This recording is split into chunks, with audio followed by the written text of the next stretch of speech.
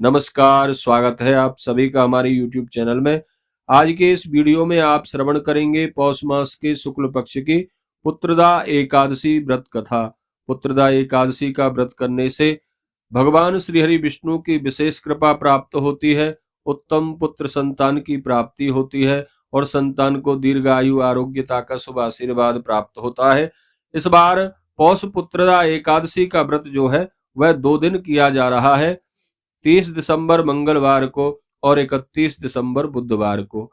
जो लोग 30 दिसंबर को एकादशी व्रत कर रहे हैं उनके व्रत का पारण जो है वह 31 दिसंबर को दोपहर 1:35 से लेकर 3:37 के मध्य में होगा। और जो लोग 31 दिसंबर को एकादशी व्रत कर रहे हैं उनके एकादशी व्रत का पारण 1 जनवरी को प्रातःकाल 7:14 से 9:18 के मध्य में होगा।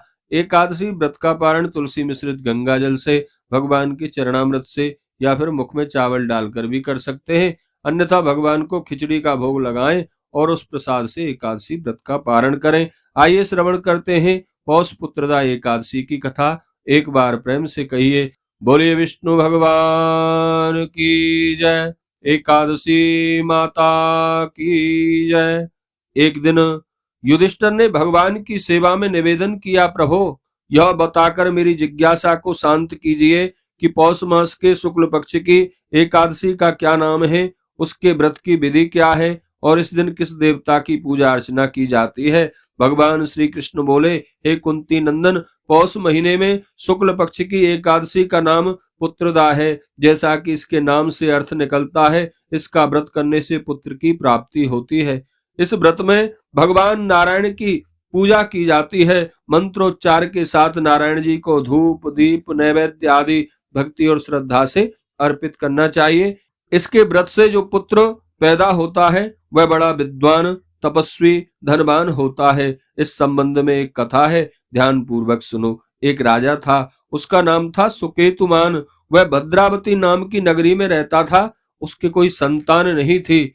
उसकी पत्नी का नाम सेव्या था। संतान न होने के कारण वह सदा चिंता में लीन रहती थी। राजा भी अपने पितरों को पिंडदान करता था तो पितर रो रो के उसके दिए हुए पिंड को ग्रहण करते थे कि इसके बाद हमें कौन पिंडदान देगा। राजा स्वयं भी अत्यधिक चिंतित रहता था। उसे भी अपना धन वैभव हाथी घोड़े आदि कुछ भी अच्छा नहीं लगता था। वह सोचता था कि मेरी मृत्यु के बाद राज्य कौन संभालेगा, कौन मेरा मृतक कर्म करेगा, कौन मेरा श्राद्ध करेगा। पुत्र के बिना पितर और देवताओं का ऋण नहीं चुकाया जा सकता। जिस घर में पुत्र नहीं होता वहां सदा अंधेरा ही रहता है। इसी चिंता में एक दिन उसने अपना शरीर त्याग देने का विचार किया, पर साथ ही यह भी सोचा कि आत्महत्या करना बहुत बड़ा पाप है। फिर भी वह एक दिन घोड़े पर सवार होकर सबसे छिपकर वन को चला गया। जब राजा घोड़े पर बैठा चला जा रहा था तो उसने देखा कि वन में अनेक पक्षी और अनेक प्रकार के वृक्ष हैं। हिरण बाघ सुअर सिंह बंदर और सर्प आदि अपने बच्चों के साथ घूम रहे हैं। कहीं बेसुरे ढंग से सियार चिल्ला रहा था, कहीं मोर केका केका की ध्वनि कर रहे थे। वन को देखते और विचार करते करते दोपहर का समय हो गया। राजा को भूख लगाई और पानी पीने की भी इच्छा होने लगी। वह सोचने लगा, मैंने अनेक यज्ञ किए और ब्राह्मणों को सुस्वाद व्यंजनों का भोजन भी कराकर संतुष्ट किया, फिर भी मुझे यह दुख देखना पड़ रहा है। यह प्रभु की कैसी लीला है। राजा भूखा तो था ही, प्यास के मारे बड़ा बेचैन हो रहा था। वह पानी की खोज करने लगा। खोजते खोजते वह एक जलाशय पर जा पहुंचा। जलाशय में कमल खिले हुए थे।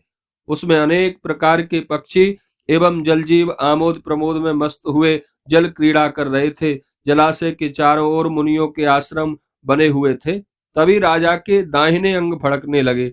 राजा बड़े प्रसन्न मन से घोड़े से उतरा और मुनियों के पास जा पहुंचा। उन्हें प्रणाम करके उनके सामने बैठ गया।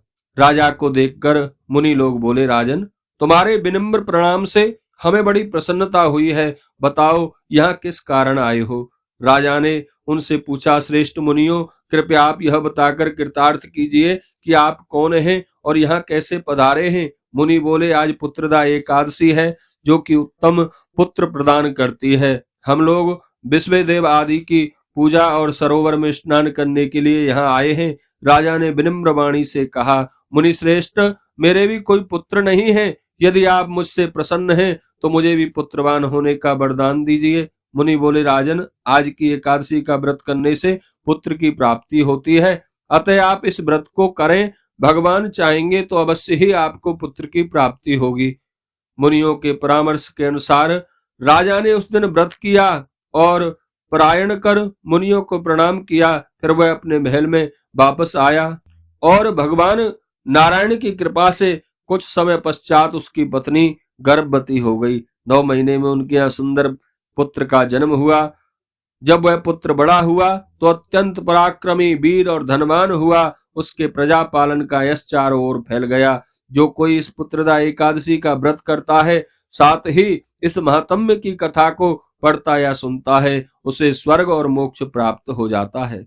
पुत्रदा एकादशी में नारायण भगवान की पूजा होती है और गाय के दूध का सागाल लिया जाता है।